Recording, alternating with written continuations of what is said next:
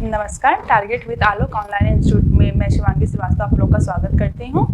पिछले 2 वीडियो में हम लोग 3 वीडियो हम लोग का हो चुका है, उसमें हम लोग रेसे के बारे में पढ़ रहे हैं क्योंकि रेसा हमारा एक बहुत बड़ा टॉपिक है और इसमें से बहुत सारे क्वेश्चन आते हैं। आज हम लोग का लास्ट वीडियो, आज हम लोग रेसे के बारे में जो बचा हुआ है रेसा और जो हमने पिछले प्राकृतिक रेसे में कपास आदि पढ़े थे हम लोग, उसमें से भी जो इम्पोर्टेंट पॉइंट है उसको भी आज हम लोग पढ़ेंगे। तो आज हम लोगों का पूरा जो रेसा वाला टॉपिक है वो कंप्लीट हो जाएगा। उसके बाद अगर कुछ भी बचता है हम लोगों का तो उसको हम लोग जब क्वेश्चन सॉल्व करेंगे तो उसमें हम उसको देख के क्वेश्चन को अगर कुछ ऐसा होगा जो हम लोग नहीं पढ़े रहेंगे तो उस समय हम उसको सॉल्व कर लेंगे।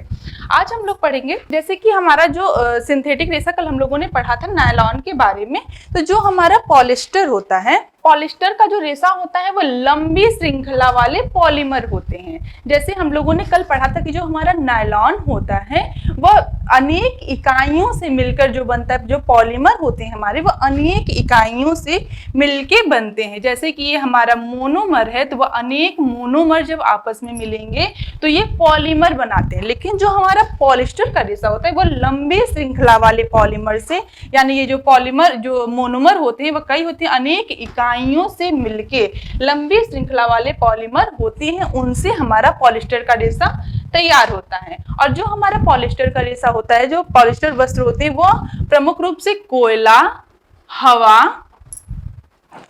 पानी, पेट्रोलियम तत्वों द्वारा उत्पादित होते हैं। अभी ये क्वेश्चन 17 में ही जो आपका पीटी का एग्जाम हुआ उसमें ये आया है कि कोयला, हवा, पानी, पेट्रोलियम के द्वारा कौन से रेसे का निर्माण किया जाता है।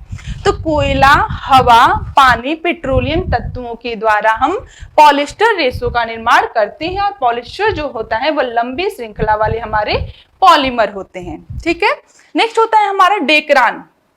जो हमारे ये पॉलिस्टर होते हैं, पॉलिस्टर को ही डेक्रान भी कहते हैं, टेरिलिन भी कहते हैं, पॉलिस्टर, ये तीनों एक ही रेसे के नाम हैं।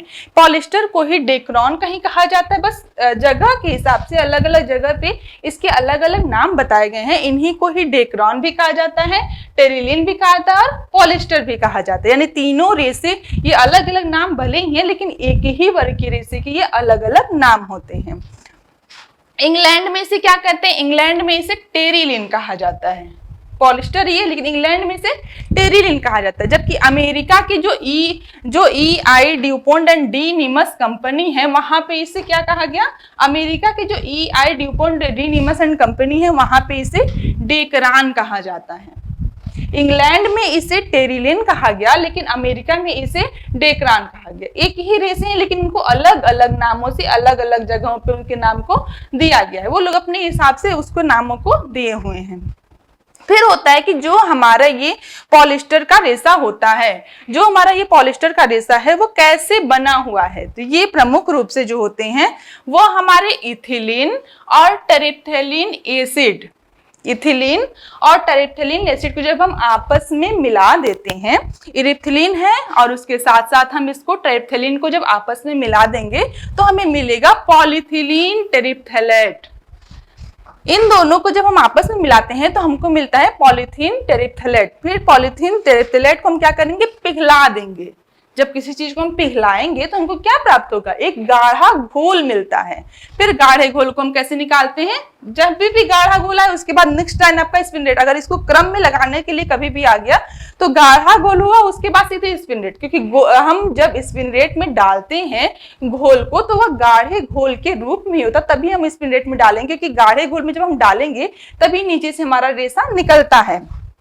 फिर हम उसको स्पिन रेट से गुजारेंगे, जिससे कि जो हमारा स्पिन रेट है इससे जब हम गुजारते हैं तो हमारा जो रेसा निकलता है वो मोटा होता है।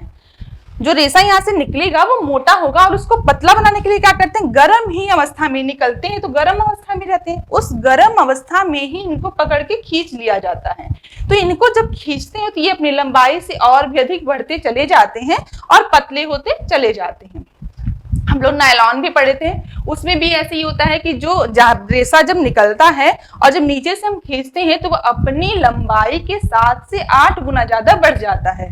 उसी तरह से जो हमारा ये टेरिलिन का रेसा होता है तो यहाँ से स्पिन रेट से निकालेंगे तो ये मोटा रेसा होगा, लेकिन जब हम इसको खींचते जाते हैं तो ये पतला होता चला जाता है। सारे जितने भी हमारे रासायनिक रेसे होते हैं वो स्पेशली इसी तरह से बनाए जाते हैं।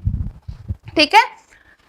जब हम गर्म अवस्था में उसको खींचेंगे तो हमें क्या प्राप्त होगा, पतला टेरिलीन का धागा हमें प्राप्त हो जाएगा। नेक्स्ट एक रेशा है विकारा। विकारा भी नाम आप लोगों ने सुना होगा, एग्जाम में पूछता है। विकारा क्या होता है कि वैज्ञानिकों ने सोचा कि क्या मक्के के द्वारा या सोयाबीन के द्वारा या मूंगफली के द्वारा कोई रेशा बनाया जा सकता है। आप लोग देखते होंगे इस समय जो प्लेट आ रही है, थर्माकोल के प्लेट तो अब नहीं हो रहे हैं बाजार में, अब जो प्लेट आ रहे हैं वो देखने में तो थर्माकोल के जैसे ही है, लेकिन वो बहुत भारी हो रहे हैं, यानी कि हम हाथ में भी पकड़ के उसको अच्छे से खाना खा सकते हैं। उसमें वो बागाज के बने होते हैं, बागाज के रेशे यानी कि जो गन्ने से रस जब निकल जाता है और उनका जो अवशेष बचता है, जो उसके जो जैसे गन्ना है रस निकल गया, उसके जो अवशेष बचते हैं उनसे वो बनाया जाता है, तो उसे बागाज कहा गया। और उसे प्रमुख रूप से पत्तल आदि बनाते हैं, उनके वस्त्र बनाते हैं, लेकिन वो कागज की तरह होता है। जैसे कि वो जो पत्तल है उसको हम फेंक देंगे, वो सड़ गल के अपने आप ही नष्ट हो जाएगा, उसमें प्रकृति को कोई नुकसान नहीं होता है। और वो ही आजकल ज्यादा प्रयोग किए जा रहे हैं, जो मोटे भी होते हैं और बाद में वो स्वतः ही समाप्त भी हो जाते हैं, प्रकृति में उस पर कोई भी नुकसान नहीं होता है। तो बागाज जो होता है वो गन्ने के छाल से, गन्ने का जो हम रस निकाल देते उसके बाद जो छाल उसकी बचती है उसी से ही रेशा बनाया, तो उसे बागाज कहा गया। विकारा क्या है, वैज्ञानिकों ने ये सोचा, बहुत सारे अनुसंधान उन्होंने किए कि किस प्रकार से मूंगफली के द्वारा या सोयाबीन के द्वारा या मक्के के द्वारा हम रेशा बना सकते हैं। तो उन्होंने देखा, अनुसंधान किया, फिर उन्होंने ये देखा कि जो मक्का था, आप लोग देखते होंगे जो मक्का आता है जो मुलायम बिल्कुल होता है, उसको अगर हम हाथ से छीलते हैं तो उसमें क्या होता है, दूध जैसा व्हाइट पदार्थ निकलता है। तो वही दूध से, मक्के के दूध से प्राप्त जो प्रोटीन होता है उससे उन्होंने रेशा बनाया। मक्के के दानों के दूध से प्रोटीन, मक्के के जो दाने थे उनको जब निकाला उन्होंने तो उससे दूध निकला, उससे प्राप्त जो प्रोटीन था उससे उन्होंने रेशा बनाया और उसको विकारा नाम दिया। जो हमारा ये विकारा रेशा होता है ये प्रमुख रूप से क्या होता है, इसकी मजबूती थोड़ी सी कम होती है। जैसे कि प्राकृतिक रेशे में जो हमारे ऊनी रेशे होते हैं इनकी मजबूती भी कम होती है, तो इनकी जो मजबूती होती है वो उन्हीं के समान होती है, सूक्ष्म होते हैं, ये बारीक होंगे, कोमल होंगे, कि जो वस्त्र भी इनके बनाए जाते हैं वस्त्र भी आकर्षक होते हैं, लेकिन मजबूती इनकी थोड़ी सी कम होती है। और जब ये भीग जाते हैं तो इनकी मजबूती और भी थोड़ी सी कम हो जाती है। लेकिन जो हमारे विकारा है इनसे रेशे बनाए जाते हैं और इनसे वस्त्र भी बनाए जाते हैं। नेक्स्ट है हमारा सारण रेशा। सारण रेशा क्या होता है, यह एक सारण रेशा भी हमारा एक रासायनिक रेशा है, यह एक प्लास्टिक रेशा, यानी कि सारण से जो रेशा निकलता है वह प्लास्टिक की तरह होता है, बिल्कुल प्लास्टिक की तरह होता है। इसमें क्या करते हैं, विनाइलडीन क्लोराइड, जो हम सारण का रेशा बनाते हैं उसमें हम प्रमुख रूप से विनाइलडीन क्लोराइड व विनाइल क्लोराइड के सहबहुलक से निर्मित होता है। सहबहुलक का मतलब होता है कि सेम पॉलीमर अभी हम आप लोगों को बताएंगे कि इसको दो भागों में बांटा गया है। तो जो हमारे सारण होते हैं, सारण एक प्लास्टिक तंतु होते हैं जो सह पॉलीमर यानी कि जो एक समान जो पॉलीमर होते हैं उनके मिलने से ये बनाए जाते हैं। और प्रमुख रूप से यह विनाइलडीन क्लोराइड व विनाइल क्लोराइड के आपस में मिलने के कारण ये रेशे बनाए जाते हैं। इसमें जो रेशे होते हैं यह बहुत ही धागे सूक्ष्म महीन बारीक होते हैं परंतु मजबूत होते हैं। प्लास्टिक आप लोग देखते होंगे पतले होते हैं लेकिन वो मजबूत होते हैं, तो इनके रेशे भी उसी तरह से सूक्ष्म होंगे, बारीक होंगे, लेकिन वो मजबूत होते हैं, उनकी मजबूती ज्यादा होती है और नमी अवशोषक क्षमता नहीं के बराबर होती है। प्लास्टिक आदि में नमी अवशोषक क्षमता बिल्कुल नहीं पाई जाती, इसलिए इनके ऐसे वस्त्र बनाए जाते हैं जो नमी अवशोषक न हो, जैसे कि बरसाती आदि जो छतरी आदि बनाए जाते हैं वह इनके रेशों से बनाए जाते हैं। बरसाती के जो वस्त्र है, जल अभेद्य जो वस्त्र बनाए जाते हैं, यानी कि वस्त्र के अंदर जल न पहुंचे तो वह जल अभेद्य वस्त्र सारण के ही बनाए जाते हैं।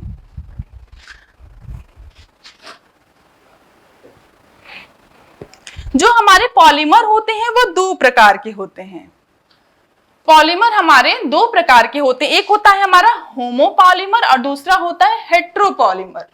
पॉलीमर जो भी हम जितने भी अभी आगे पिछले हम लोग नायलॉन भी पढ़े उसमें सभी में दो प्रकार के पॉलीमर पाए जाते हैं, एक होमोपॉलीमर होता है, एक हेट्रोपॉलीमर। होमोपॉलीमर का क्या मतलब होता है कि जिसमें जो हम वो मोनोमर होते हैं, जो इकाई होती है वो बिल्कुल एक समान हो, जैसे कि ये हमारी अनेक इकाइयां हैं, अनेक इकाइयों के मिलने से पॉलीमर बने होते हैं, लेकिन ये सारी यक्स हैं। तो जब एक समान इकाइयां आपस में मिलकर एक पॉलीमर का निर्माण करती हैं तो उसे हम क्या कहेंगे? उसे हम होमोपॉलीमर कहते हैं।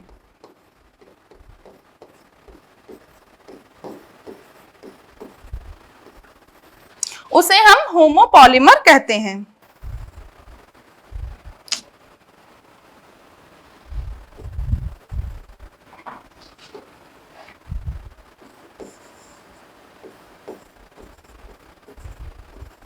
ठीक है, जब इकाइयां, जो भी इकाइयां हैं वह एक प्रकार से जुड़ी होती हैं, एक जैसी होती हैं, तो उसे होमोपॉलीमर कहेंगे। और हेटेरोपॉलीमर किसे कहेंगे? जो इकाइयां एक समान नहीं होती हैं, जैसे कि ये हमारा यक्स है, ये वाई,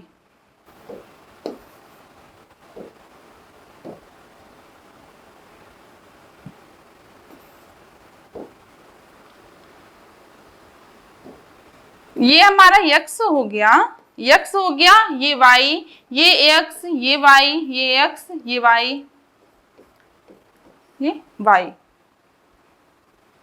ठीक है, यानी कि जब जो हमारे ये इकाइयां होती हैं वो अलग अलग होती हैं, यक्स वाई जब आपस में जुड़ते हैं तो उसे हम हेटेरोपॉलीमर कहते हैं। होमोपॉलीमर यानी कि जब इकाइयां बिल्कुल एक समान होती हैं और आपस में जुड़ती हैं तो उसे होमोपॉलीमर कहते हैं, लेकिन जब इकाइयां अलग अलग होकर भी आपस में जुड़ती हैं तो उसे हेटेरोपॉलीमर कहते हैं। हमारा जो नायलॉन होता है वो होमोपॉलीमर, हेटेरोपॉलीमर दोनों से बनाया जाता है। अभी हम लोग जो सारण पढ़ रहे हैं इस ये क्या होता है कि समबहुलक से बना, समबहुलक यानी कि वो होमोपॉलीमर से बनाए जाते हैं। नेक्स्ट है हमारा फाइबर ग्लास। फाइबर ग्लास क्या होता है? हमारा फाइबर ग्लास एक शीशे का रेशा होता है। फाइबर ग्लास जो होता है वो हमारा शीशे का रेशा होता है।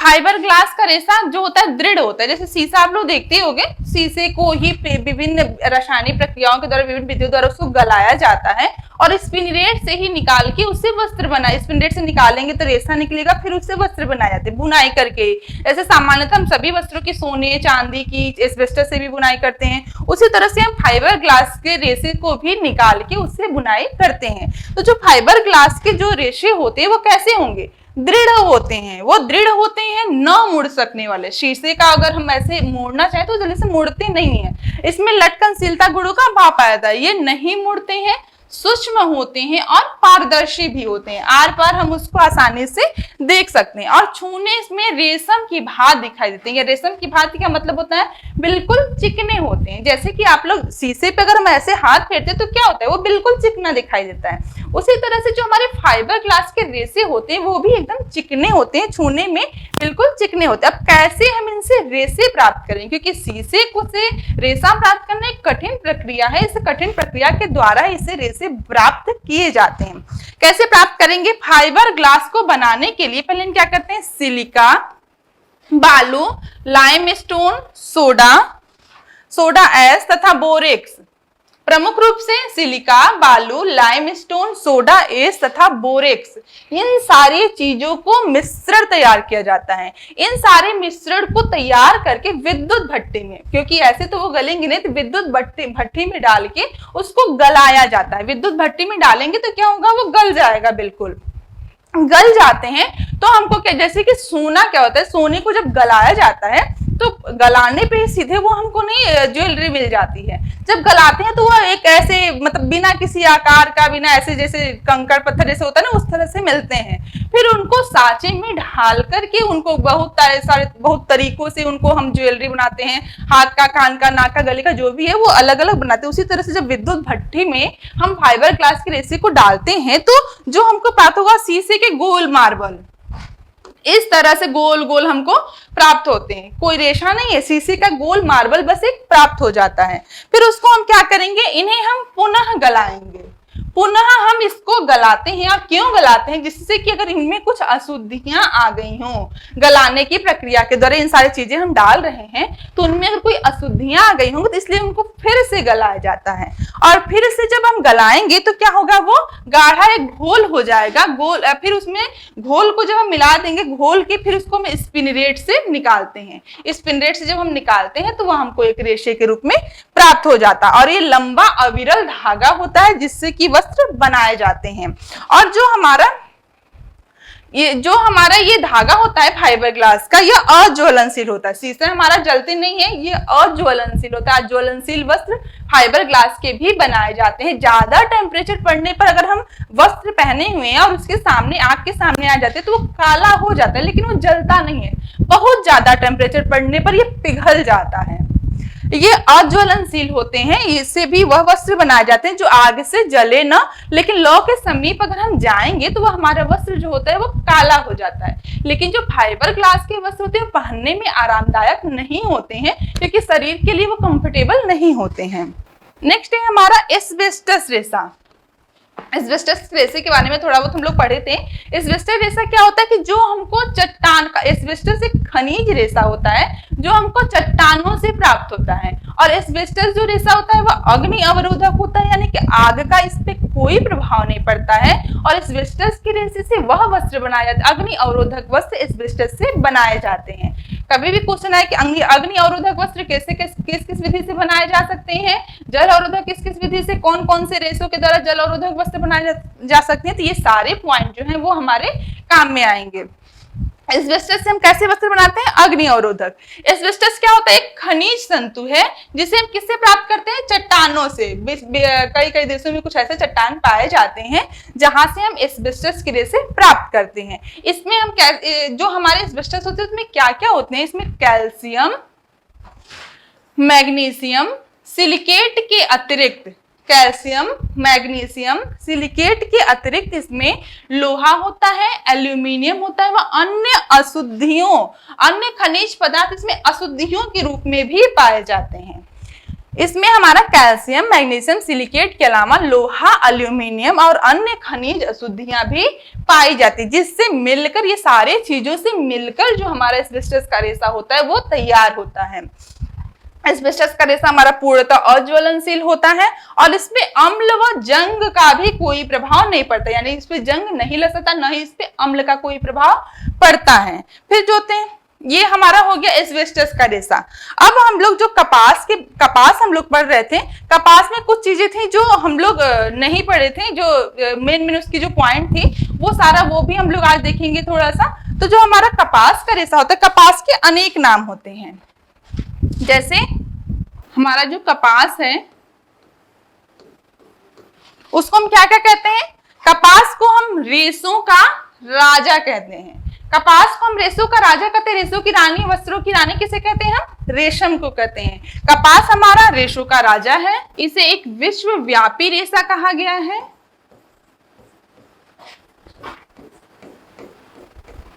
विश्वव्यापी क्यों कहते हैं? क्योंकि ये हर जगह इसका प्रयोग किया जाता है, इसलिए इसे विश्वव्यापी रेशा कहा गया है। इसके अलावा इसे ह्यूमन फ्रेंडली भी कहा गया है।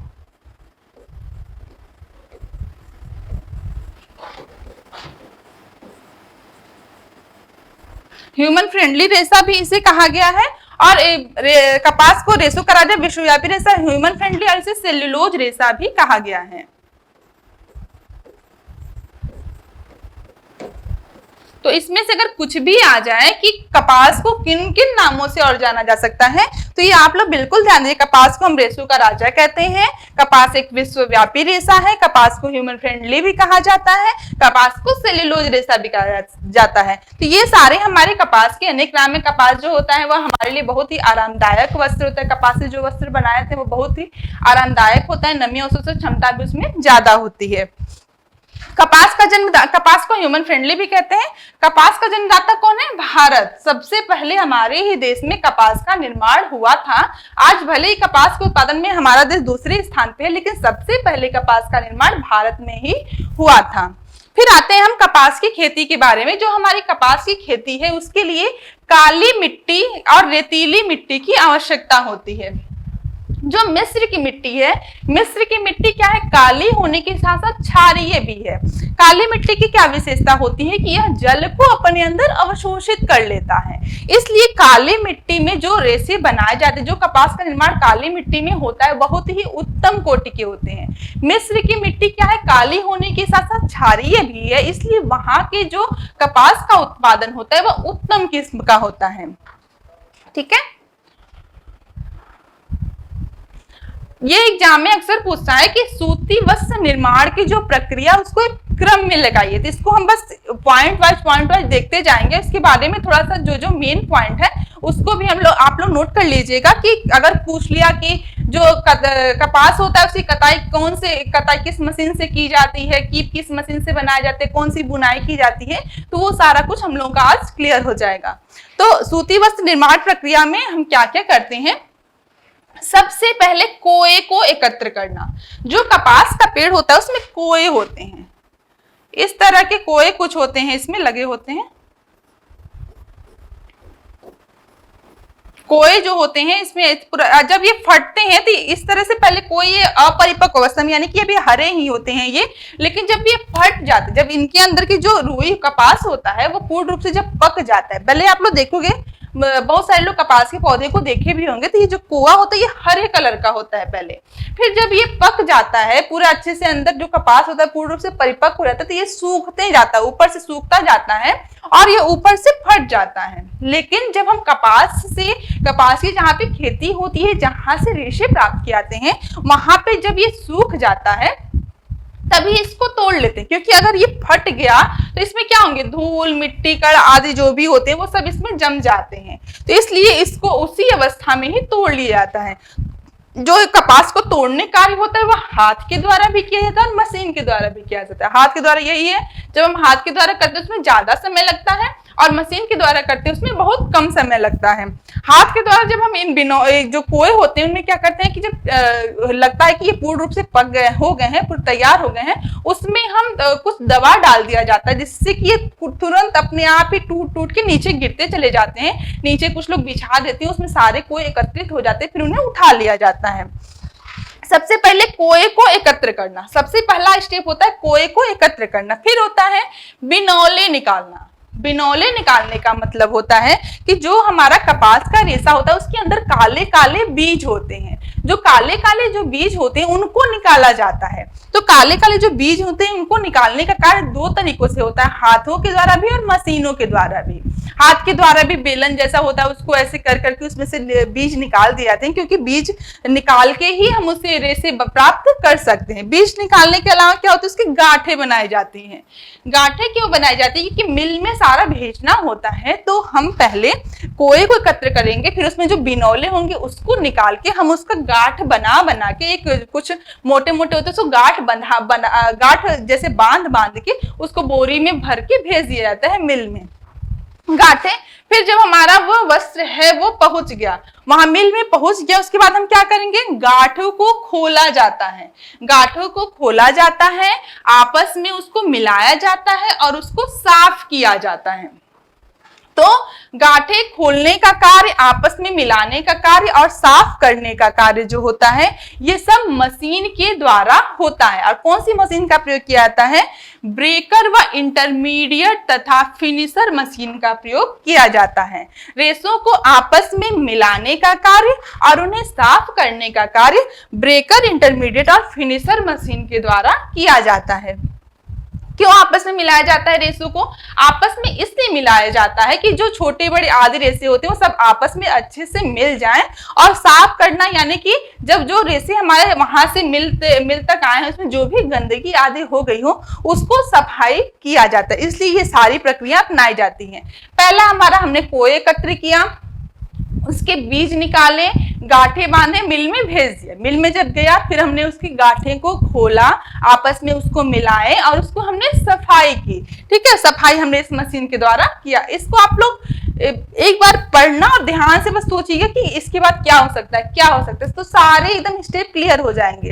अक्सर एग्जाम में यही आता है कि सूती वस्त्र निर्माण की प्रक्रिया को एक क्रम में लगाइए, सारा क्रम आपको दे देगा, ऊपर नीचे इधर उधर कर देगा। ये जरूरी नहीं है कि आप लोगों को जैसे पहला दिया कोई को एकत्र करना है, कोई को एकत्र करना दे ही ना, दूसरा शुरू कर दे बिनौले निकालना, या बीच में से एक गांठे खोलना हटा दे, लेकिन ये जो क्रम है ऊपर नीचे एक आध बीच में से वो हटा सकते हैं, लेकिन जो क्रम है वो यही क्रम होगा, इसलिए इसको क्रम से पढ़िएगा और उसको ध्यान भी दीजिएगा। फिर हम इसकी क्या करते हैं, धुनाई करते हैं। गांठे को हमने खोल दिया, आपस में मिला दिया, धुनाई करेंगे। धुनाई हम कैसे करते हैं, जैसे कि घर पे अगर हम लोग कुशन आदि बनाते हैं कुछ, तो जो रुई आदि हम लोग खरीदते हैं उसको धुनाई हम लोग कैसे करते हैं, ऐसे ऐसे खींचते हैं। खींचने से क्या होता है, जो हमारा रेशा होता है बिल्कुल हल्का हो जाता है और जो होते हैं वो आपस में अच्छे से चिपक जाते हैं, जिससे कि जब हम वस्त्र में भरते हैं तो फूला फूला सा लगता है। ऐसे हम लोग मार्केट से लाए, उसको डाल दिया उसमें, तो वो अच्छा नहीं बनेगा। आप लोग देखते होंगे जहाँ पे लोग रजाई गद्दा आदि बनाते हैं उसकी भी वो लोग धुनाई करते हैं। तो जो धुनाई होती है, धुनाई को हम मशीन के द्वारा किया जाता है कि जो हमारे मशीन होते हैं, जब वस्त्रों की धुनाई होती है तो जो मशीन होते हैं उसमें हुक लगे होते हैं।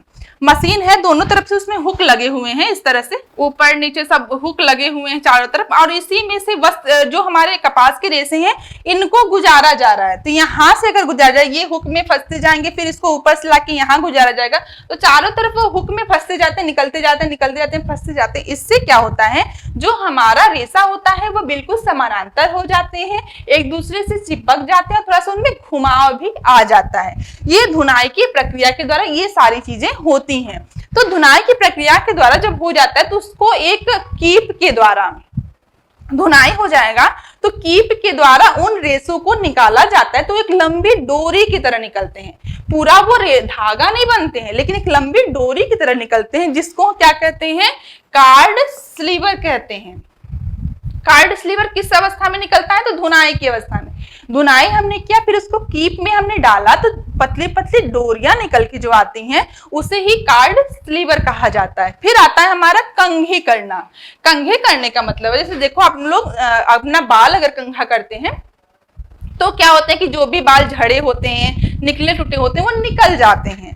कंघी जो होती है, कंघी करने जो जैसे हम लोग की कंघा होता है उसी तरह से कंघी होती है, जो ये मशीन होता है, तो मशीन के द्वारा वस्त्रों की कंघी की जाती है। लेकिन सारे वस्त्रों पे कंघी नहीं की जाती, क्योंकि कंघा करने के द्वारा क्या होते हैं कि जो अगर हमारे रेशे हैं लंबे छोटे छोटे, जैसे इस तरह के रेशे हैं, कुछ रेशे लंबे हैं, कुछ छोटे हैं, कुछ छोटे हैं, इस तरह के लंबे छोटे छोटे रेशे हैं, तो जब हम कंघी करेंगे तो हमारे लंबे रेशे बस ही हमारे पास रहेंगे और जितने भी ये छोटे छोटे रेशे रहते हैं वो निकल के बाहर आ जाते हैं।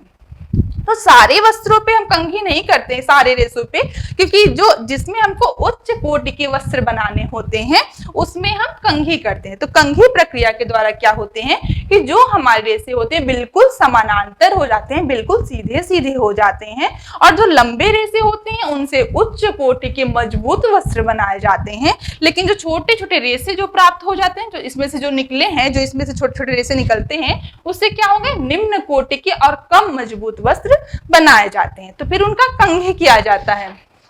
धुनाई हो गया, धुनाई के बाद कंघे करते हैं, कंघे के बाद पूनिया बनाते हैं। पूनिया यानी कि घुमाव, छोटी छोटी उनकी बंडल जैसे होता है, छोटा छोटा बंडल बना दिए, क्योंकि पूने के बाद हम सीधे इसके बाद कटाई करेंगे तो इसकी छोटा छोटा बंडल बनाया जाता है। तो जब बंडल बनाया जाता है पुणे, ये भी मशीन के द्वारा बनाया जाता है। पुणे बनाने के समय हमारे पास क्या हो जाते हैं, रेशे जो होते हैं वो उसमें थोड़ा सा घुमाव आ जाता है, वो आपस में और भी एक दूसरे से चिपक जाते हैं और वह रेशे जो होते हैं वो हमारे और भी समानांतर हो जाते हैं। ये भी मशीन के द्वारा किया जाता है। और छोटी छोटी पतली पतली पूनियां बनाई जाती हैं, जिनकी लंबाई 6 से 7 इंच, जिनकी लंबाई ज्यादा लंबाई नहीं रखी जाती, इनकी लंबाई 6 से 7 इंच रखी जाती है, तथा मोटाई इनकी कितनी होती है, बस 1 इंच रखी जाती है। यानी कि लंबाई 6 से 7 इंच और मोटाई जो होती है वो 1 इंच रखी जाती है। धुनाई हो गई। धुनाई के बाद क्या होगा, हमारा कताई होता है। धुनाई के बाद कताई प्रक्रिया शुरू होती है। जो कताई होती है वस्त्रों की, जो हमारे कपास के रेशों की कताई होती है वो प्रमुख रूप से 2 फ्रेम में, 2 मशीन के द्वारा होती है। एक होता है हमारा रिंग फ्रेम और दूसरा होता है म्यूल फ्रेम। एक हमारा रिंग फ्रेम है और एक है हमारा म्यूल फ्रेम।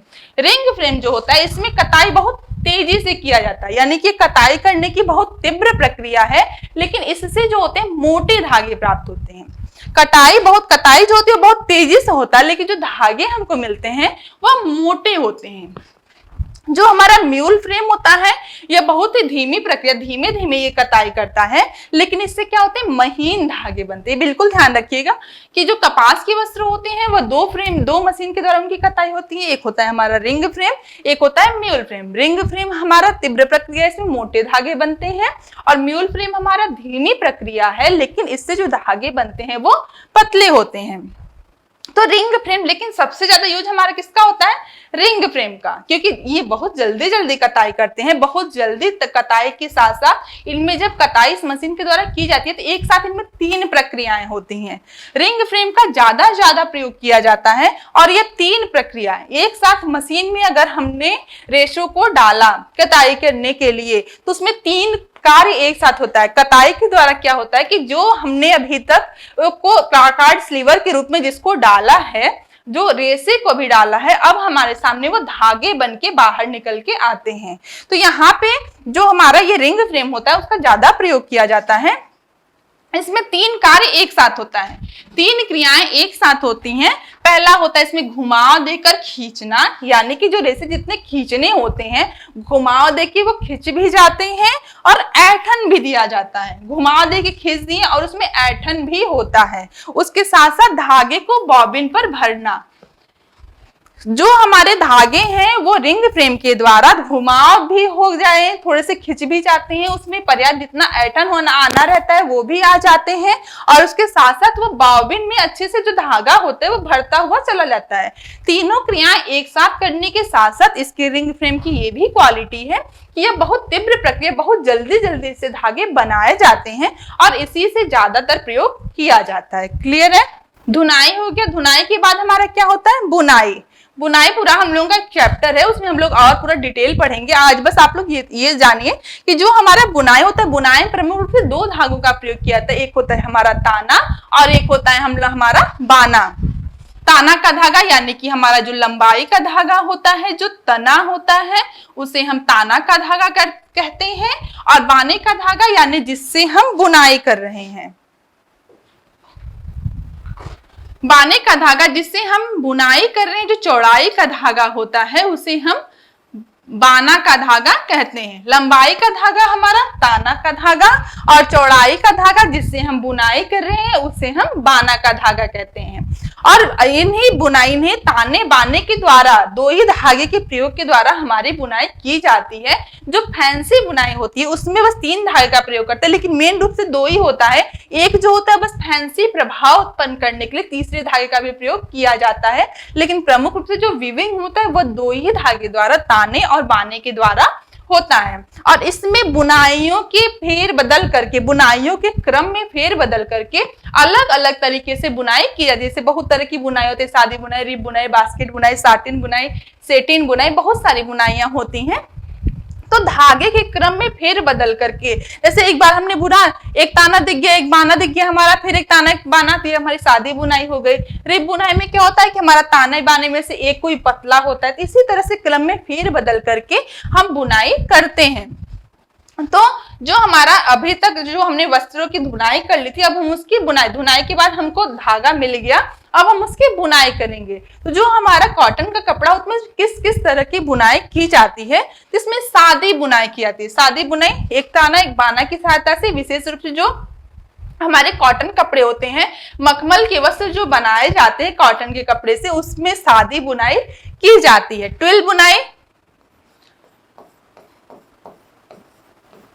ट्विल बुनाई जो हमारी है, ट्विल बुनाई यानी कि ट्विल बुनाई जो होती है सबसे सारे बुनाइयों में सबसे मजबूत बुनाई होती है। और जो डेनिम जींस होता है, डेनिम जींस में ट्विल बुनाई ही की जाती है, और देखिए वो कितना मजबूत होता है। तो कॉटन के वस्त्र में हमारा ट्विल बुनाई डेनिम जींस में किया जाता है। फिर आता है हमारा साटिन बुनाई। साटिन बुनाई क्या होता है, साटिन का कपड़ा आप लोग देखे होंगे, साटिन का कपड़ा लहंगे अक्सर ज्यादातर अस्तर बनाने के लिए, नीचे के चमकदार अस्तर बनाने के लिए साटिन के कपड़े का प्रयोग किया जाता है। जो साटिन का हमारा कपड़ा होता है बहुत ही चमकदार होता है और चिकनी सतह वाली होती है, क्योंकि साटिन में जब हम बुनाई करते हैं तो फ्लोर पे बस ताने का धागा तैरता हुआ दिखाई देता है। तो एक धागा ज्यादा दिखेगा तो वो एकदम बिल्कुल चिकना होगा। तो जो हमारे ये साटिन का धागा होता है वो बिल्कुल चिकना होता है और चमकदार होता है। फिर हम क्या करेंगे, हमने बुनाई कर ली, बुनाई के बाद हम परिसज्जा करेंगे, क्योंकि बुनाई के पश्चात जो वस्त्र हमारे पास आता है वो इस तरीके का नहीं होता है कि हम उसको बाजार में बेच सकें या हम लोग उसको खरीद सकें। ऐसा बिल्कुल नहीं होता, क्योंकि वो बस इतने गंदे होते हैं, देखने में तुम्हें बहुत सारी गंदगियां लगी रहती हैं, टेढ़ी मेढ़ी सतह वाले होते हैं, लुज लुजे होते हैं, या तो बहुत ज्यादा कड़े होंगे या बहुत ज्यादा ढीले होंगे वस्त्र। तो उनको सुंदर आकर्षक बनाने के लिए, बाजार में बेचने के लिए, बाजार में उसे लोग खरीदें, तो उसकी क्या की जाती है, उसकी परिसज्जा की जाती है। परिसज्जा में हम क्या करते हैं, स्टार्च लगाते हैं। स्टार्च क्यों लगाते हैं, वस्त्रों को कड़ा करने के लिए हम स्टार्च लगाते हैं। यानी बुनाई के पश्चात क्या होते हैं, कुछ वस्त्र होते हैं बिल्कुल, अगर ढीली बुनाई पे की गई रहती है, ताना बाना थोड़ा सा दूर होते हैं, तो वो बिल्कुल ढीले दिखाई देते हैं, इतने लुज लुजे से दिखाई देंगे कि उसको कोई भी पहनना पसंद नहीं करेगा। तो उसमें स्टार्च लगाकर उसको कड़ा किया जाता है। तो पहले इसमें स्टार्च लगाए जाते हैं, रोएं साफ किए जाते हैं। जब बुनाई के पश्चात जो वस्त्र आते हैं उसमें बहुत रोएं दिखाई देते हैं, गांठें दिखाई देती हैं, तो परिसज्जा के द्वारा उनके रोएं को साफ कर दिया जाता है और उनकी जो सतह होती है उसको चिकना बनाया जाता है।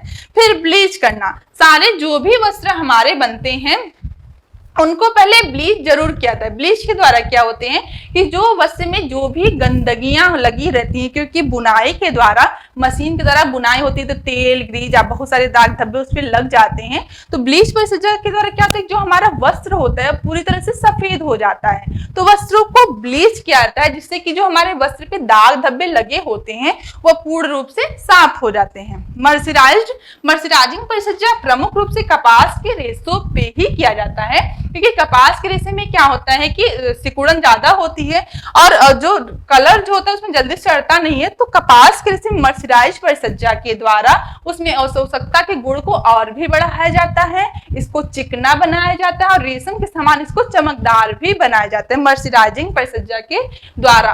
कभी भी एग्जाम में आ गया कि मर्सराइजिंग परिसज्जा कौन से वस्त्र पे प्रमुख रूप से की जाती है, तो आप लोग कॉटन ही करिए, क्योंकि कॉटन वस्त्र पे ही मर्सराइजिंग परिसज्जा प्रमुख रूप से की जाती है, जिससे कि जो हमारा वस्त्र होता है वह चमकदार हो जाता है। कपास में क्या होता है, प्राकृतिक ऐंठन पाई जाती है। प्राकृतिक रूप से ही कपास के रेशे में, आप लोग रुई को कभी देखिएगा, एक रेशा निकाल के उसमें ऐंठन दिखाई देता है। ऐंठन का मतलब इस तरह से वो उसके रेशे दिखाई देंगे आपको।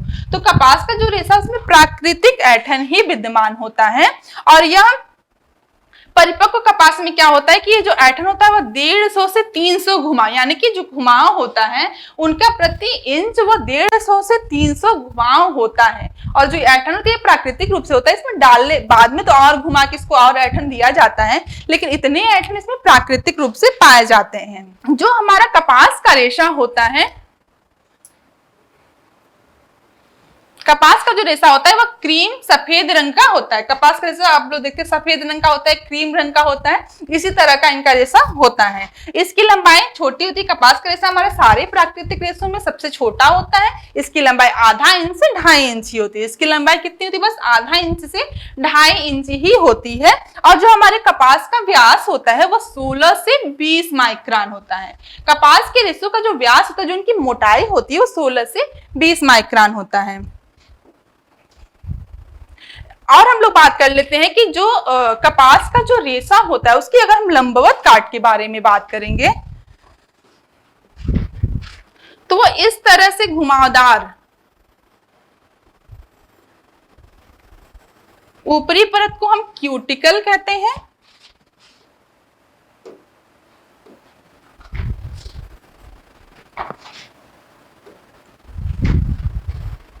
ऊपरी जो हमारी परत होती है उसको हम क्यूटिकल,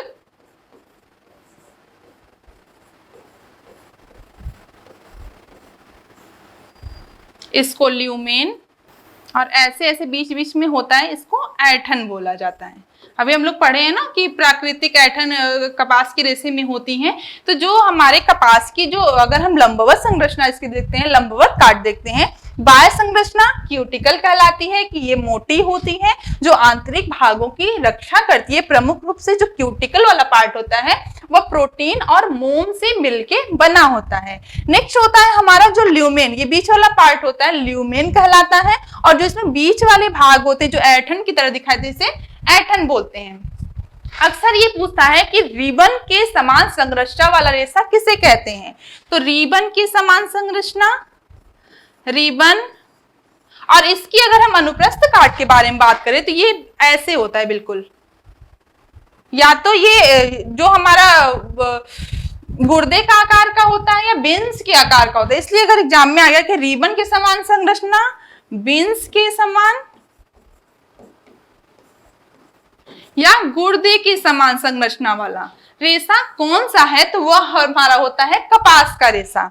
रिबन के समान संरचना वाला बल खाते हुए, फिर बिन्स या गुर्दे के समान संरचना वाला रेशा कौन सा है, या कौन से रेशे को की अनुप्रस्थ काट जो बिन्स और गुर्दे के समान है, तो वो हमारा कपास का रेशा होता है। और ये भी अगर एग्जाम पूछता है कि कौन से रेशों की संरचना नोड या गांठों वाली होती है, नोड्स या गांठे, तो ये हमारा होता है लीनन। लीनन के जो रेशे होते हैं वह नोड्स या गांठे, इस तरह से जो रेशे होते हैं, अगर इनको सूक्ष्मदर्शी से देखा जाए तो इसके बीच बीच में ये गांठे बने होते हैं। जैसे बांस होता है ना, बांस के समान बंबू भी करके पूछ सकता है, या कौन से रेशे इसके बीच बीच में गांठे होती है, नोड्स होती है, तो वह हमारा लीनन होता है। और ये जो गांठे होती है वो पैक्टेन की बनी होती है। ऐसे अगर हम लोग सामान्य देखते हैं तो ये नहीं समझ में आएगा, लेकिन जब हम इसको सूक्ष्मदर्शी से देखेंगे तो ये हमारे बीच बीच में गांठ बने हुए दिखाई देते हैं। तो नोड्स या गांठे वाली संरचना हमारे लीनन में दिखाई देगी। नेक्स्ट है हमारा सल्कों वाला संरचना। सल्कों की संरचना किसमें होगी? ऊन में। ऊन में आप लोग देखे होंगे कि बहुत घुमाव होता है, ऊन के रेशे में घुमाव होता है। घुमाव का मतलब है इस तरह से बहुत सारे घुमाव होते हैं, ऊन का जो रेशा होता है वह इस तरह से घुमाव लिए हुए बना होता है। तो सल्कों वाली संरचना हमारे ऊन में पाई जाती है।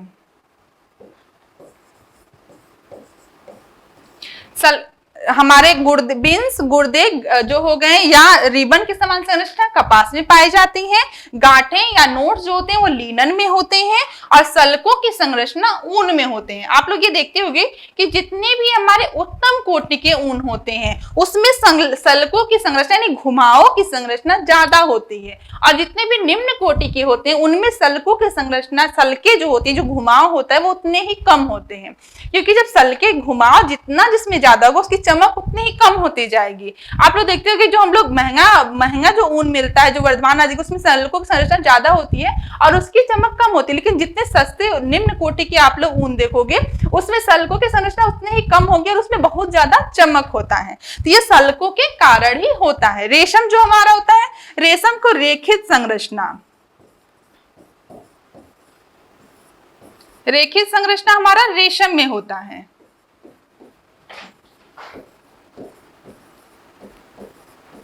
रेखित जो संरचना होती है वो हमारे रेशम में होती है। पतली चिकनी सतह वाली जो संरचना होती है वो रेशम में होती है, क्योंकि रेशम के जो रेशे होते हैं बिल्कुल चिकने होते हैं। तो रेखित संरचना अगर पूछता है तो वह हमारा रेशम में होता है। क्लियर है? रिबन, बिन्स, गुर्दे कपास में, नोड्स गांठें लिनन में, सल्कों वाली संरचना हमारे ऊन में होती है, और रेखित संरचना हमारे रेशम में होते हैं। नेक्स्ट है हमारा कि जो हमारे ऊन होते हैं, ऊन जो होते हैं, जैसे कि अगर हम उसके भी लंबवत काट को अगर देखते हैं तो उसको भी 3 भाग होते हैं। पहला भाग होता है हमारा क्यूटिकल,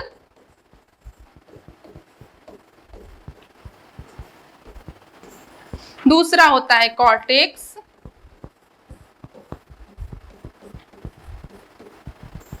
और तीसरा होता है हमारा मेड्यूला। क्यूटिकल, कॉर्टेक्स और मेड्यूला। क्यूटिकल यानी कि ऊन के रेशों की बाह्य संरचना जो होती है वो क्यूटिकल की होती है। कार्टेक्स जो हो गया, कार्टेक्स जो बीच वाला होता है, कार्टेक्स जो बीच वाला परत होता है वो रंग वर्णक मेलानिन होता है। इसी में ही जब हम ऊन को कलर करते हैं तो यही पार्ट होता है जो रंग को अवशोषित करता है। और जो मेड्यूला होता है ये सारे ऊन में नहीं पाए जाते हैं। जो जितने भी हमारे उत्तम कोटि के ऊन होते हैं उसमें बहुत कम मात्रा में मेड्यूला पाए जाते हैं। जितने ही निम्न कोटि के ऊन होते हैं उसमें ज्यादा मात्रा में मेड्यूला पाए जाते हैं, यानी कि सभी ऊन में मेड्यूला की उपस्थिति नहीं होती है। ठीक है? बाहर भाग क्यूटिकल, मध्य भाग कार्टेक्स और अंदर वाला भाग हमारा मेड्यूला कहलाता है। नेक्स्ट है हमारा लिनन। लीनन को सन भी आ गया तो भी लीनन सन या फ्लैक्स नामक पौधे से लीनन का जो रेशा होता है वो प्राप्त होता है। लीनन का जो रेशा होता है वो सन या फ्लैक्स नामक पौधे के तने से प्राप्त होता है।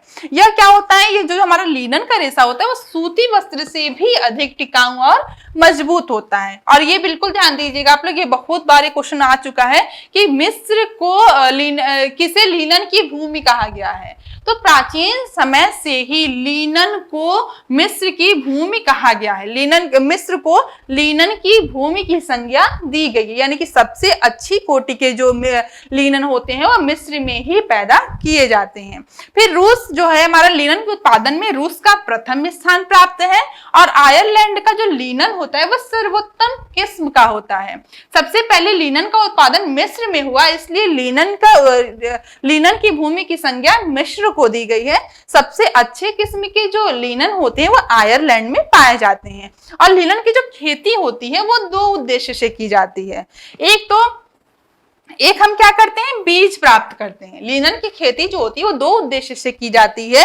एक में हम बीज प्राप्त करते हैं। बीज से हम क्या क्या बनाते हैं, बीज से जैसे हो गया कि बीज से हमारा तेल बन जाते हैं, पेंट बनाते हैं, वार्निश, पॉलिश और चिकने कपड़े और कृत्रिम चमड़े, ये सारी चीज हम बीज से बनाते हैं। जो लीनन का हम बीज प्राप्त करते हैं उससे हम तेल, पेंट, वार्निश, पॉलिश, चिकने कपड़े ये सारी चीजें बनाते हैं। और लीनन से हमारे और एक तो हम बीज प्राप्त करते हैं और दूसरा हम उससे रेशे प्राप्त करते हैं। तो लीनन का जो रेशा होता है प्रमुख रूप से दो उद्देश्य से बनाए जाते हैं। एक तो हम बीज प्राप्त करते हैं और दूसरा इसे रेशे प्राप्त करके हम इससे वस्त्र बनाते हैं। जो हमारा नीले फूल वाला होता है, नीले फूल वाले पौधे से उत्तम कोटि के हम वस्त्र बनाते हैं। इसमें दो तरह के फूल होते हैं, एक नीले होते हैं, सफेद होते हैं। नीले से उत्तम कोटि के वस्त्र बनाते हैं, जबकि सफेद जो वस्त्र हो, सफेद फूल होता है उससे जो वस्त्र बनते हैं वो निम्न कोटि के होते हैं। उम्मीद है आप लोगों को समझ में आया होगा सारी चीजें। अगर रेशे में और कुछ बचा हुआ जो नहीं समझ में आया वो भी आप लोग कमेंट में बताइएगा। और आगे जब हम लोग क्वेश्चन सॉल्व किया जाएगा तो अगर उसमें कुछ ऐसा लगेगा कि वो हम लोग नहीं पढ़े तो उसको हम लोग कवर कर लेंगे। और आज हमारा ये रेशा कंप्लीट हो गया। अब कल हम आप लोगों को रंग के बारे में, जो वस्त्रों की रंगाई होती है, इसके बारे में पढ़ाएंगे। नमस्कार, थैंक यू।